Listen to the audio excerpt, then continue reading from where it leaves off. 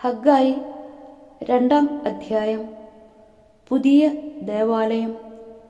ദാരിയൂസ് രാജാവിൻ്റെ 2-ാം ഭരണവർഷം 7-ാം മാസം 21-ാം ദിവസം പ്രവാചകനായ ഹഗ്ഗായിക്ക് കർത്താവിൻ്റെ അരുളപ്പാടുണ്ടായി.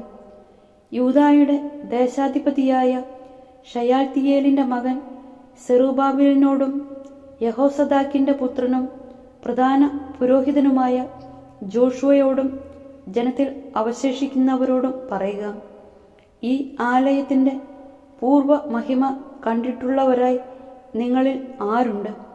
ഇപ്പോൾ ഇതിൻ്റെ സ്ഥിതി എന്താണ്? തീരെ നിസ്സാരമായിട്ട് തോന്നുന്നില്ലേ? എങ്കിലും സെറുബ്ബാബേൽ ധൈര്യമായിരിക്കുക. യഹോസദാക്കിൻ്റെ പുത്രനും പ്രധാന പുരോഹിതനുമായ ജോഷുവ ധൈര്യമായിരിക്കുക. ദേശവാസികളെ ധൈര്യം അവലംബിക്കുവിൻ. കർത്താവ് അരുളി ചെയ്യുന്നു: പണിയുവിൻ, ഞാൻ നിങ്ങളോട് കൂടെയുണ്ട്. സൈന്യങ്ങളുടെ കർത്താവ് അരുളി ചെയ്യുന്നു: ഈജിപ്തിൽ നിന്ന് നിങ്ങൾ പുറപ്പെട്ടപ്പോൾ ഞാൻ നിങ്ങളോട് വാഗ്ദാനം ചെയ്തിരുന്നതുപോലെ തന്നെ എൻ്റെ ആത്മാവ് നിങ്ങളുടെ ഇടയിൽ വസിക്കുന്നു. ഭയപ്പെടേണ്ട, സൈന്യങ്ങളുടെ കർത്താവ് അരുളി ചെയ്യുന്നു: അല്പസമയത്തിനുള്ളിൽ വീണ്ടും ഞാൻ ആകാശവും ഭൂമിയും കടലും കരയും ഇളക്കും. ഞാൻ എല്ലാ ജനതകളെയും കുലുക്കും. അങ്ങനെ എല്ലാ ജനതകളുടെയും അമൂല്യനിധികൾ ഇങ്ങോട്ട് വരും. ഈ ആലയം ഞാൻ മഹത്വപൂർണമാക്കും. സൈന്യങ്ങളുടെ കർത്താവ് അരുളി ചെയ്യുന്നു: വെള്ളി എൻ്റേതാണ്, സ്വർണവും എൻ്റേതാണ്. സൈന്യങ്ങളുടെ കർത്താവ് അരുളി ചെയ്യുന്നു: ഈ ആലയത്തിൻ്റെ പൂർവ്വ മഹത്വത്തേക്കാൾ ഉന്നതമായിരിക്കും വരാൻ പോകുന്ന മഹത്വം. സൈന്യങ്ങളുടെ കർത്താവ് അരുളി ചെയ്യുന്നു: ഈ സ്ഥലത്തിന് ഞാൻ ഐശ്വര്യം നൽകും. സൈന്യങ്ങളുടെ കർത്താവ് അരുളി ചെയ്യുന്നു: ദാരിയൂസിൻ്റെ 2-ാം ഭരണവർഷം 9-ാം മാസം 24-ാം ദിവസം പ്രവാചകനായ ഹഗ്ഗായിക്ക് കർത്താവിൻ്റെ അരുളപ്പാടുണ്ടായി. സൈന്യങ്ങളുടെ കർത്താവ് അരുളി ചെയ്യുന്നു: പുരോഹിതന്മാരോട് ഈ പ്രശ്നത്തിൻ്റെ ഉത്തരം ചോദിക്കുവിൻ.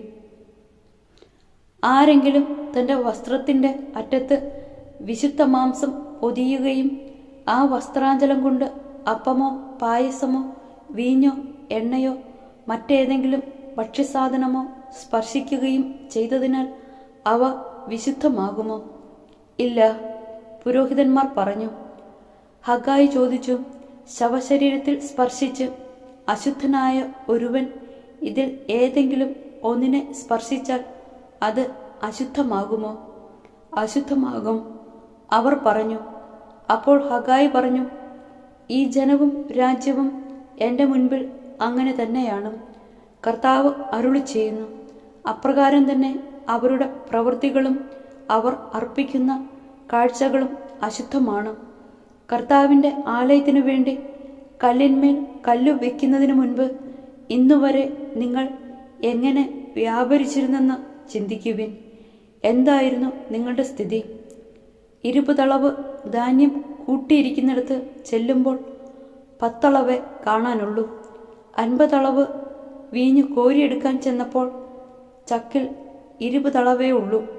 നിങ്ങളുടെ എല്ലാ അധ്വാന ഫലങ്ങളും ഉഷ്ണക്കാറ്റും വിഷമഞ്ഞും കന്മഴയും അയച്ച് ഞാൻ നശിപ്പിച്ചു. എന്നിട്ടും നിങ്ങൾ എന്നിലേക്ക് മടങ്ങി വന്നില്ല. കർത്താവ് അരുളി ചെയ്യുന്നു: ആകയാൽ ഇന്നു മുതൽ 9-ാം മാസം 24-ാം ദിവസം മുതൽ കർത്താവിൻ്റെ ആലയത്തിന് കല്ലിട്ട അന്നു മുതൽ എങ്ങനെ ആയിരിക്കുമെന്ന് ശ്രദ്ധിക്കുവിൻ. വീഞ്ഞ് ഇനിയും കളപ്പുരയിൽ തന്നെയാണോ? മുന്തിരിവള്ളിയും അത്തിവൃക്ഷവും മാതള നാരകവും ഒലിവും ഇനിയും ഫലം നൽകുന്നില്ലേ? ഇന്നു മുതൽ ഞാൻ നിങ്ങളെ അനുഗ്രഹിക്കും. ആ മാസം 24-ാം ദിവസം ഹഗ്ഗായിക്ക് വീണ്ടും കർത്താവിൻ്റെ അരുളപ്പാടുണ്ടായി.